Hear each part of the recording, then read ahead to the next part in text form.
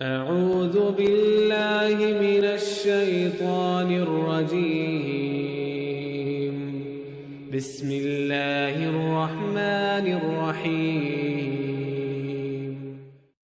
فإنهم عدو لي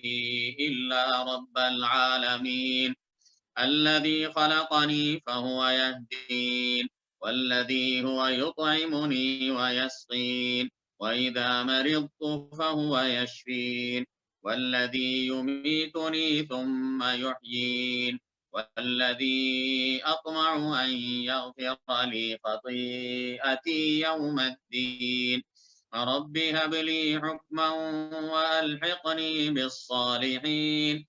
واجعل لي لسان صدق في الآخرين واجعلني من ورثة جنة النعيم واغفر لأبي إنه كان من الضالين ولا تخزني يوم يبعثون يوم لا ينفع مال ولا بنون إلا من أتى الله بقلب سلیم۔ فرمایا فإنهم عدو للہ رب العالمین، پس بے شک وہ، یعنی یہ سارے بت، یہ بت، فإنهم پس بے شک وہ، عدو لی، وہ سب دشمن ہیں میرے لیے، میرے دشمن ہیں، میرے کا مطلب یعنی میں ان کی عبادت نہیں کرتا، ان کو تو میں اپنا دشمن سمجھتا ہوں، کیونکہ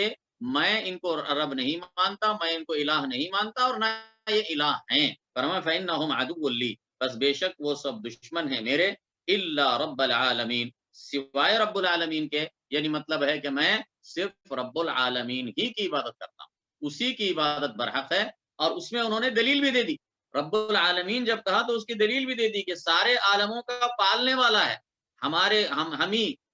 ہم کو اور اس پوری کائنات کو، ساری مخلوقات کو پیدا کرنے والا، پالنے والا جو ہے، وہی عبادت کے لائق ہے۔ تو انہوں نے رب العالمین کہہ کر اپنی توحید کی دلیل بھی دے دی، الذی خلقنی فہو یہدین، پھر اس کی مزید انہوں نے تشریح کی اور اللہ تعالیٰ کی قدرت بتائی اور اس کی شان بتائی۔ فرمایا الذی خلقنی، وہ جس نے، خلقنی، پیدا کیا مجھے، فہو یہدین، پس وہی ہدایت دیتا ہے مجھے، الذی خلقنی فہو یہدین، وہ جس نے پیدا کیا ہے مجھے، فہو یہدین، پھر وہی ہدایت دیتا ہے مجھے، یعنی جس نے مجھے پیدا کیا ہے وہی مجھے راہ دکھا سکتا ہے، ہدایت کی راہ وہی دکھا سکتا ہے جس نے مجھے پیدا کیا ہے۔ والذی هو یطعمنی ویسقین، اور وہی جو، هو یطعمنی، جو کھلاتا ہے مجھے، یطعمنی، اطعم یطعم اطعاما، کھلانا، ویسقین، اور پلاتا ہے مجھے، یعنی جو وہی رب العالمین کہ جو مجھے کھلاتا ہے اور مجھے پلاتا ہے، آسمان سے وہ بارش اتارتا ہے اور اس کے زمین سے نباتات اگاتا ہے، اور وہ پانی جو ہوتا ہے اس سے نباتات سے ہم کھاتے ہیں، اور جو پانی ہے اس سے ہم پیتے ہیں۔ تو اس طرح وہی ہمارا رب ہے، وہی رب ہے جو مجھے کھلاتا ہے اور پلاتا ہے۔ وَإِذَا مَرِضْتُ فَهُوَ يَشْفِينِ، اور جب میں بیمار ہو جاؤں، فَهُوَ يَشْفِينِ، تو بس وہی شفا بخشتا ہے مجھے، اور جب میں بیمار ہو جاؤں تو وہی شفا بخشتا ہے مجھے۔ تو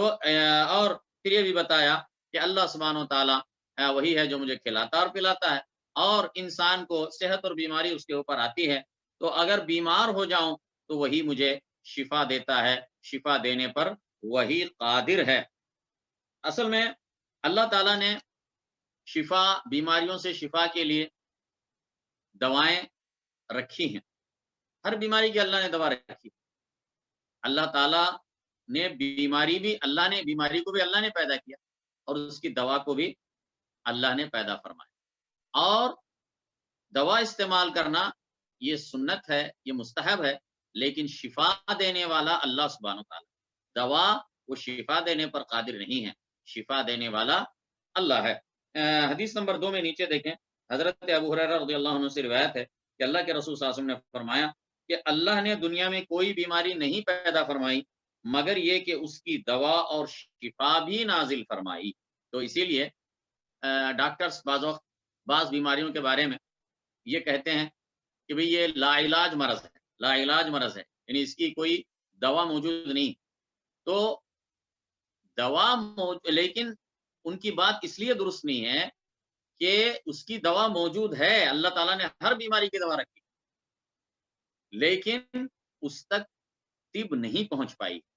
اس تک طب پہنچ نہیں پائی ہے، اور انہوں نے اس کے اوپر تحقیق جو